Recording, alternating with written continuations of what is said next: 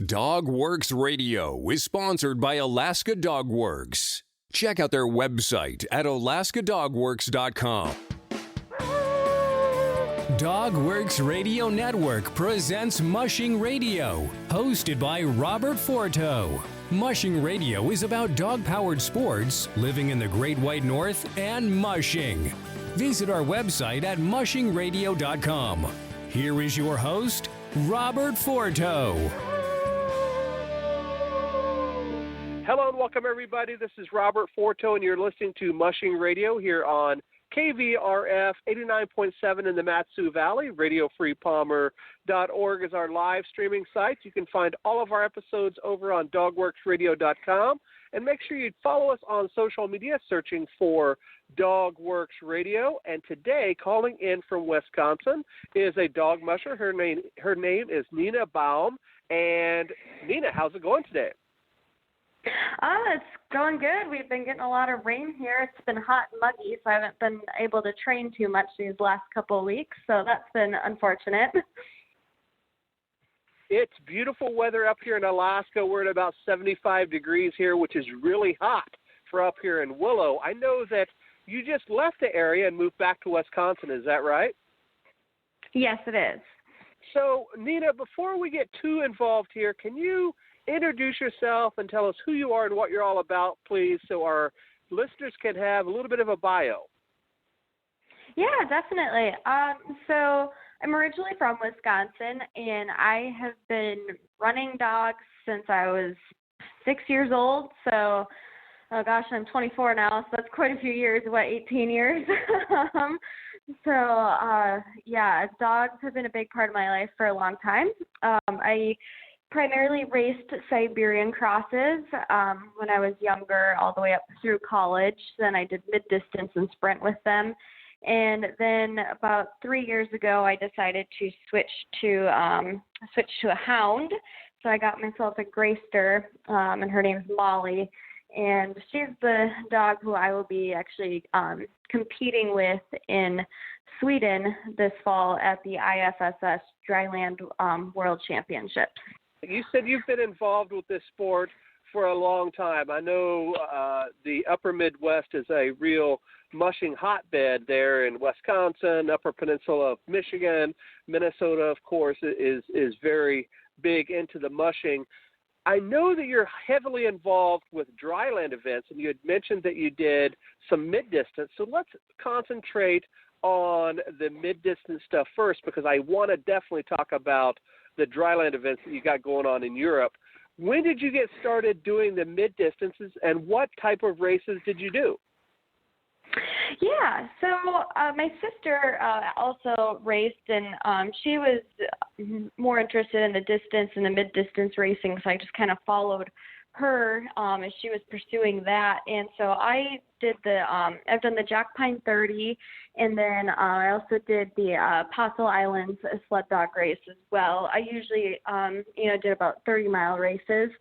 And it's just the breeding of dog we had at the time. It was more ideal to do mid-distance with them than it was to be doing sprint. So, because they were Siberian crosses, so we did the mid-distance for quite a few years there. And like my sister, she did the Midnight Run and the Cini and a few other of those bigger races, in the Midwest. And then I did the smaller ones with the B team. And I understand that living up there, you've competed all around. So can you tell us a little bit about that circuit that's going on up there? I haven't been back to race that area in many years, but is it still as exciting as it once was 20 years ago? You probably get some different answers from different people. I think the sport's evolved in the last 20 years. For me, I think it's still a great area to race. I mean, after Alaska, especially for like distance and mid-distance racing, I would say it's the next biggest place, to race that has the most races, the most training. After in the mid-distance and distance, fields is probably the next best place after Alaska, in my opinion. And land is cheap, so you can buy land, even if you aren't close to trails, and but I mean, we were close to like a lot of logging roads that we were able to train on, which was really nice. And there are some really good designated trail systems that are in Wisconsin as well that you can, buy land near or on. I know some mushers that do that as well. There's still a lot of races. I mean, you still got the Midnight Run, the UP 200, and Bear Grease, and all those big name races are still going. I definitely think they've evolved, though, a lot over the years. Niina, you had mentioned that you got involved with mushing at 6 years old, and you had talked about racing with your sister. How did you guys get involved with the sport initially? Was it a family thing? Was it just something you picked up as a hobby? What was sort of the prevailing reason why you got into dog mushing? Well, there was a race about 50 minutes from our house in Wisconsin, and my parents thought it'd be really cool to go see it. And so we went for the day as a family just to kind of check it out. And a little backstory, I grew up on a farm, so my parents were always, very open to having animals and stuff. So we heard about this dog sled race, and we're like, okay, let's go for the day as a family, see what it's all about, support the community and everything. And we went, and my sister and I saw it, and we absolutely fell in love. We thought it was the coolest thing in the whole world. And my sister had been big into horses before that, and she'd had a couple of horse accidents, and my parents were searching for a new activity/sport for us to get into that they felt was safer than horses at the time. And so when they saw how interested we were, they, supported us wanting to get into it. And of course, our neighbor down the road happened to have a litter of husky puppies. And like anyone who's new to the sport thinks, big fluffy husky is the right dog to start with. So we got ourselves a husky as our starter dog. And, he had a great personality, but not so much the best race dog. And then after that, we managed to get like a more retired lead dog, and then it kind of started building from there. And then we got a good dog and then bred her and had a litter of 11 puppies, and then that kind of threw us into it full swing. Wow. Yeah, that sounds like how most people get involved, isn't it? They start with one or two, and then real soon they have a full kennel, and they're thinking about racing all over, isn't it? Yeah, pretty much. Next thing I knew, I had 15 dogs to take care of, and my sister was going to college, and I was like 13, and I'm like, all right, here we go. So you had mentioned that your parents were really supportive of the mushing endeavors. Was it just you and your sister that was doing all the chores, or was mom and dad out there scooping poop and feeding the dogs at the same time? It was primarily our responsibility, especially while my sister was still at home.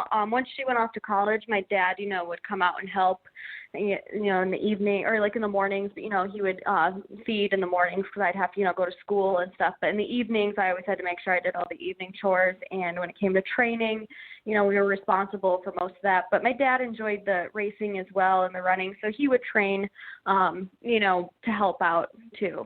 So let's switch over to the dryland side of mushing, and that's what really prompted me to give you a call today and have you on the show, because I know you're going to be racing over in Sweden, I believe you said in the fall, but you're quite the force on the dryland circuit. I know you and I have raced a couple of times up here in Alaska at Chugiak, but I have seen you all over the place in these dryland events. How did you get involved with that? Because it's a little bit different than what most people think about when they think of mushing, isn't it? Yeah, it is. Well, I guess when dryland was starting to just become a thing, and this is probably, 10, 11 years ago, there was, one of the our racing club that I was a part of in Wisconsin was going to decide to host a dryland race, and my family was like, well, why not? Let's try it. It'll be fun, and it's a good way to get the dogs out and train them and stuff. So we went to the first dryland race. I mean, no one had any fancy gear. Everyone's coming with their homemade, welded together scooters made from a bike and stuff, and candy cross belts that aren't candy cross belts and stuff. So this was when it was still very, very new, and that kind of started out that way. I started out in candy cross, I think, my first year, and then after that, my dad built us a scooter out of a bike and everything. And then, of course, we had bikes, and then we got doing the bike tour, and then my dad built us a rig in the beginning, too. He was really handy. He could weld and everything, so very mechanical. So that was nice. And so we just kind of got started in it, and then I actually came to like it a bit more than the winter racing. I liked it for the fact that, you as an athlete were also very physically involved in, the course. You're either biking really hard, or you're running if you're doing canicross, or if you're doing the scooter, you're pedaling extremely hard, and you have to physically, contribute as well. Whereas when I found I was doing the mid-distance racing, you're contributing in a different way. And I liked the aspect of, contributing very physically. I agree with you. I love dryland racing, and I am so happy that it's finally catching some wind up here in Alaska, and we're able to do some of the events. And I definitely want to talk a little bit about that before we close. But you are right. When you're doing dryland events, you truly are a part of the team. You're not just standing on the back of the sled. But what I think is also cool, Niina, is you can literally do 3 or 4 different types of mushing events in the same weekend. So you're not just sprint mushing, you're not just distance mushing, but you can have 4 different experiences with your dogs at a race, can't you? Oh yeah, I mean there's been weekends where I think I've competed in 3 or 4 events in a day, and by the time you're done, you're hurting. But oh yeah, you can get ambitious. Right. So let's talk about the travel that you've done. This is not your first time traveling internationally, is that right? Yeah, it is not my first time. I went to France last summer for a really big canicross race. It's called the Trophée des Montagnes, which is basically a trophy of the mountains. For short, people call it the TDM. So, and it's in the Alps of France, which is beautiful. And I decided to go there last year, and it's a 9-day race with 10 stages. And basically each race starts from a different point and finishes at a different point. So you get to kind of tour the Alps in a really unique way. And it was an amazing experience. I would love to do something like that, even if it's just in the back of the pack sprint team. I would love to travel somewhere and do that. So first off, how is it logistically to travel with dogs and bikes and whatever you're using? Because I know that there is a team of folks that are going over to Sweden. What does one have to do to get ready to get all of that gear and stuff over to Europe or whatever? And or I guess is the better question, do they just borrow bikes and scooters and rigs from folks in the local area? Yeah, so people do a variety of things. When I went to, first thing when you're traveling with a dog, you want to pick a airline that's, trustworthy and has a good reputation with dogs and stuff. And then usually European countries that you're hosting these big races are countries that are pretty easy to get into with your animal, because there are some countries that require quarantines and stuff. And I think, usually federations kind of avoid from hosting races in those countries just because it does make it more difficult. So when I went to France and now going to Sweden, all I need is a international health certificate, from a veterinarian who's certified, and then I just got to make sure all the vaccinations are up to date. So that's actually pretty simple. And then you just have to have an airline or crate, for your dog that meets the requirements of the airline. So it's not quite as bad as you would think. As long as you have all the information, it's pretty easy. I found the harder part is getting your equipment over. Getting the dog over is almost easier than getting your scooter or your bike or your rig, for that matter. One of the people on the Team USA that's going to Sweden this year is going to be leasing a rig from one of the race sponsors. One of the sponsors is a equipment manufacturer of for rigs and scooters and stuff. So one of them will be renting person and a case to put a hard case to put their bike in, and then you check it into the airline. I haven't quite decided what I'm going to do yet. I'm debating between mailing mine out ahead to the hotel that I'll be staying at, or packaging it up in a box and then checking it as baggage. And I've done that many times with triathlons where you just pack up your bike and you can have it shipped to the hotel or as sort of that checked luggage. Niina, how difficult is it to travel with multiple dogs? I asked that because I remember this year when Dallas Seaview was heading over to Norway, it was quite the ordeal to get a team of dogs over. You know, they had to keep doing trips back and forth. How difficult is it to travel internationally with a team of, let's say, 4 dogs for a rig? I wouldn't do it unless I had a crew of people with me. Logistically, I think about it, and it's like, because you have to have your dog in, a crate. And, okay, so say you're going by yourself. I don't think it's necessarily feasible by yourself unless you have people meeting you there or helping you get your dogs checked in. You almost need a crew of people because, how are you going to transport 4 crates by yourself? They don't make those luggage carts big enough for that. Right. So, maybe if I had a second or third person traveling with me, I would definitely do it. But yeah, I'm sticking to traveling with one dog because it does make it a lot easier logistically. And I'm sure our listeners are asking the question, how expensive is it to fly a dog to France or to Sweden? You think about traveling here in the U.S. and you can put a dog on Alaska Airlines for $100 and go just about anywhere in the country. Is it similar to that, or is it much more expensive? It really varies on the airline. When I went to France, I flew Air France, and it only cost me about, I think it was $150 to check my dog. It's basically just what it would cost to check oversized baggage was what they did. But, I know some other airlines charge a lot more. When I'm now going to Sweden, it's actually less than that. I was looking up the prices, and it was more around $120 to check my dog.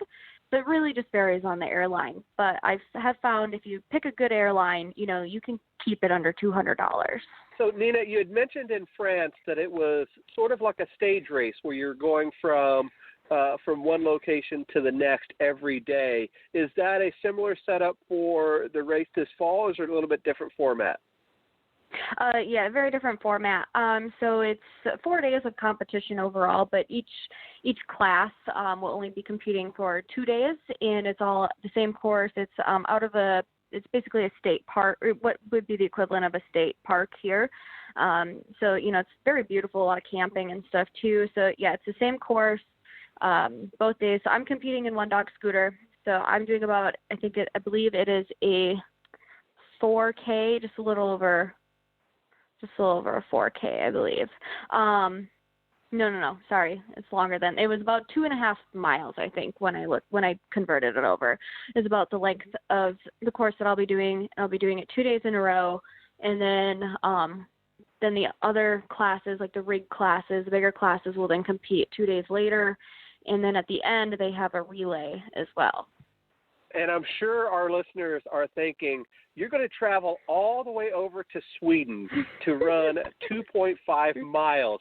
And for folks that don't know, in Canicross, that's only a few minutes, like 10 or 15 minutes tops. But you're traveling all the way across the other side of the world for a couple of days of 15 minutes. What do you think about that? I know, it does seem like a lot, doesn't it? That was the nice thing about France. You were competing for multiple days. It was quite the ordeal. I know this is like just kind of going to another race for a weekend. But there's a lot more on the table. The competition is so tough out there. It's the elite of the elite, basically, and we all know that the sprint racers in Europe are insanely good, and so I think it's for me, it's more seeing how I rank against people outside of the U.S. I know I've done well with my dog Molly and the one dog scooter here in the U.S., but now I want to see how I could do over there against these other top athletes that are from Europe and everything. And so it's really being able to kind of measure yourself up and see where you really fall in the whole kind of world of competition. And I think that's more the kind of the drive to go there, and that, and there's a gold, silver, and bronze medal on the line too. You had mentioned that there is a team of folks that are going over to represent Team USA, and they're going to be in the different classes, the canicross, the bike door, the scooter, the rig, etc. I don't know for sure if the entire team is picked yet, but how are folks getting chosen to be part of this team? So there is an application process, and this year they decided to do 2 rounds of applications. So they did a first round, and then they picked, basically the first round of people who they wanted to represent Team USA.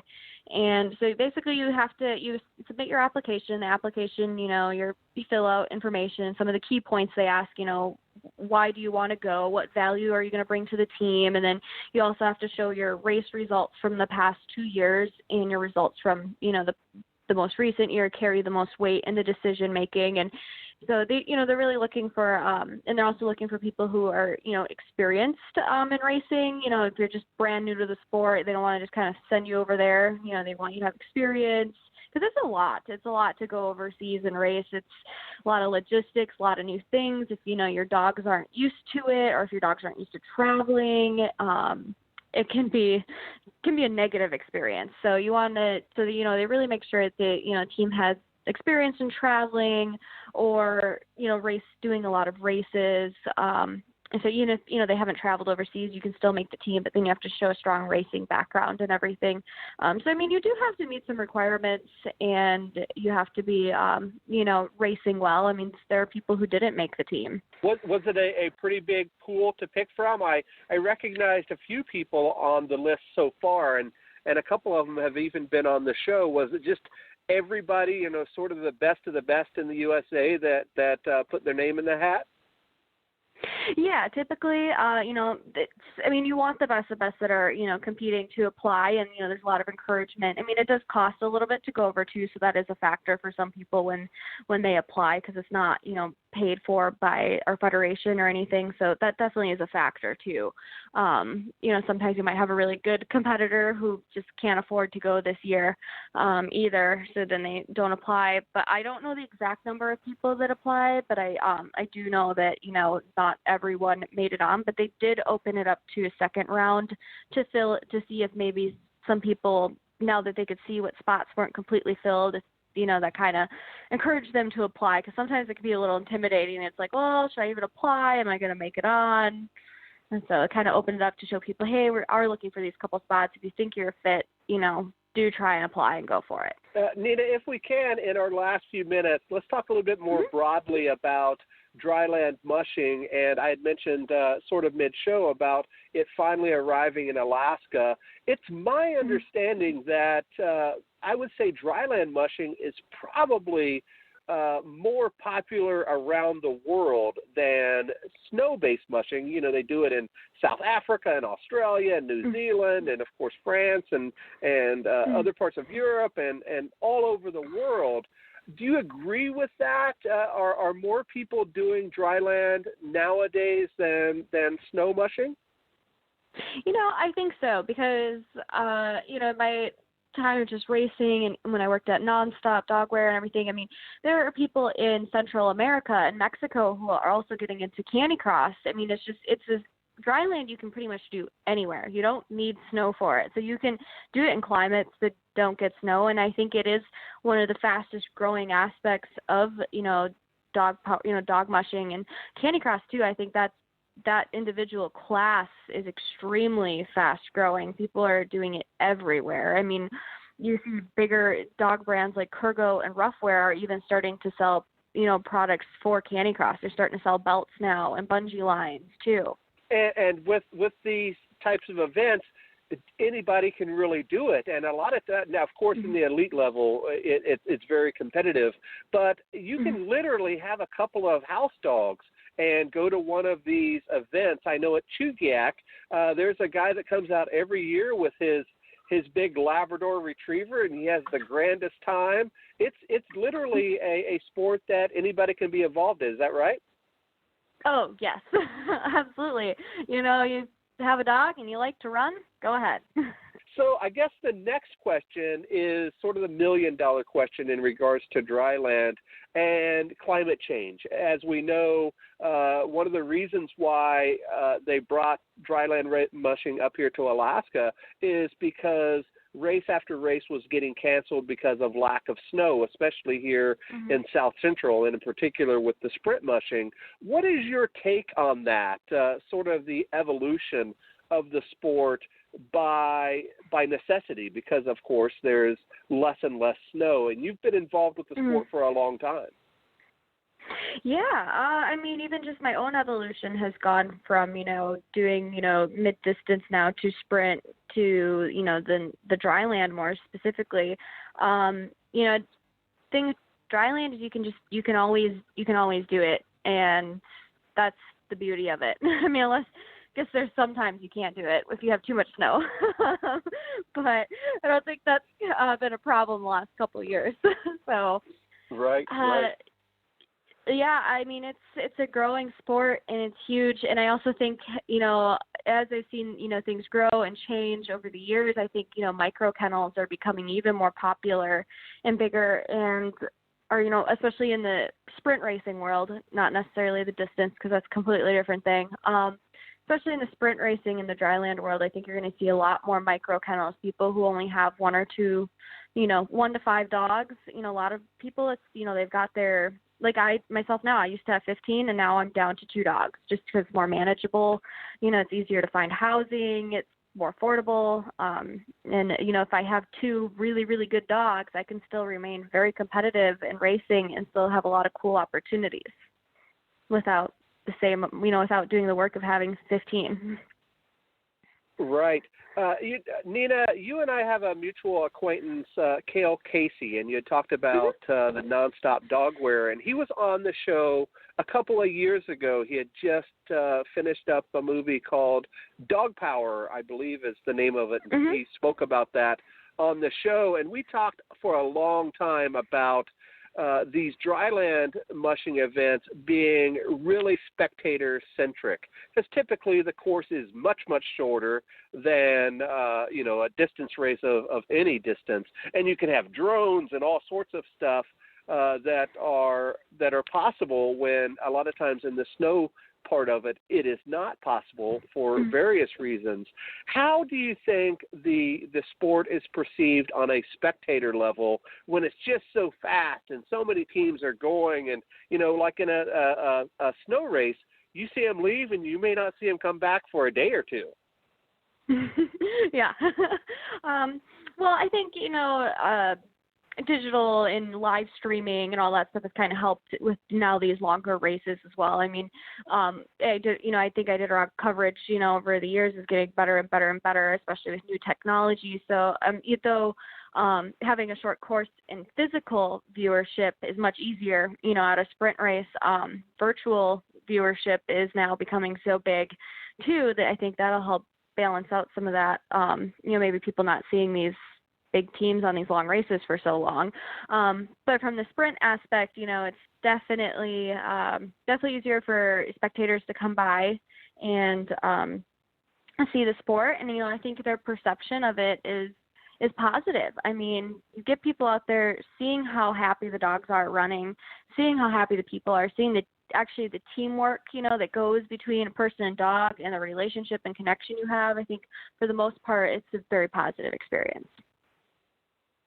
So, Niina, I have 2 final questions for you. The first one is sort of a big picture question, and I ask this because you are heavily involved on the international part of racing.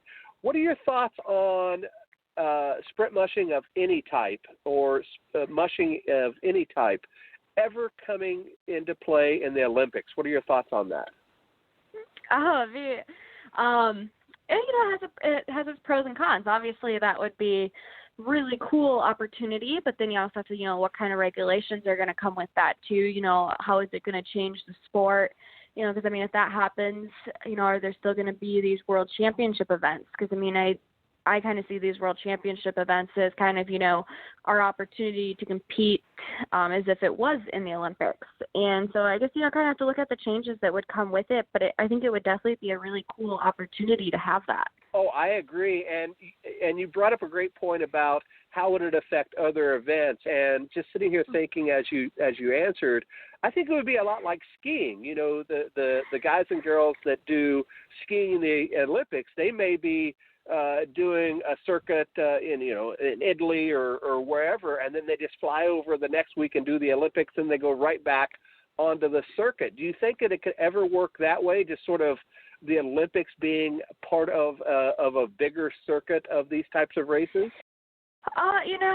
Maybe with smaller classes, smaller events like ski jur or, like your dry land and sprint. I think once you start getting these bigger teams, it logistically just gets more difficult. But also, if you're Olympic team, there's a lot more financing going on for traveling, so it might be a lot easier to transport your dogs than if you have multiple, ones, because you've got sponsorships and, you would have, access to more transportation amenities. So my last question for you, Niina, and I asked this question to a lot of mushers that are on the show, is if you could provide one piece of advice for somebody that is getting involved with the sport, and you've been involved with a lot of different types of mushing, what would you tell that person if they were to ask you, hey, Niina, I really would like to do XYZ with my dogs? I think the biggest thing is just remember to, have fun, because that's what it's all about. That's why I'm out there. I'm out there to have fun. If you're not having fun doing it, then, don't do it, obviously. Like, for me, it's such an awesome bond that I have with my dog. It's something I can do, and it just reinforces, any training that we do and everything. And so I just remember, obviously I'm competitive too, but if it's not fun, I'm not going to push it. If it's a miserable race, why are we out here? So, just remember to have fun. Excellent advice. So, Niina, I know you're really active on social media, and we're going to put all of those links on your show notes, but how or where is the best place to follow you online? So probably my Instagram. I will be posting a lot of updates on there as I'm training and as I am traveling. The handle for it is my first name, Niina, which is with 2 I's, and then _ Molly. and that's one of your dogs, is that right? Yep. Oh yeah, she's in most of my pictures. All right. Thank you very much for joining us today. Our guest is Niina Baum. She's calling in from Wisconsin, and she's going to be going over to Sweden in the next few months to race in some dryland events on an international level. And we'll make sure that we follow along on the show, and we wish you the best of luck. Thanks a lot for joining us today, and we'll talk again soon, okay? All right. Thank you. Thank you. On behalf of my guest today, this is Robert Forto from Mushing Radio. We'll see you guys next time. Goodbye. From DogWorks Radio, this is Mushing Radio. We hope you enjoyed this episode, and we invite you to subscribe in Apple Podcasts, Spotify, Stitcher, or wherever you get your podcasts. You'll find a link on the episode notes. You can tap or swipe on the episode cover art, and you'll see some offers from our sponsors. You can support our show by supporting them. If you like what you have heard, we would love it if you could give us a 5-star rating and tell your friends how to subscribe too. Your hosts are Alex Stein and Robert Forto. Our producer is Robert Forto, created for DogWorks Radio.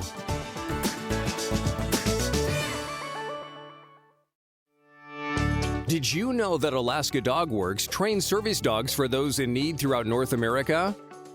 Each and every service dog that is trained through the Lead Dog Service Dog Program and Michelle Forto and her team has an individual training plan. We train for autistic, mobility, psychiatric, and PTSD for our soldiers for service work. If you know of someone that may need a service dog, please take a moment and check out Alaska DogWorks on social media and at alaskadogworks.com.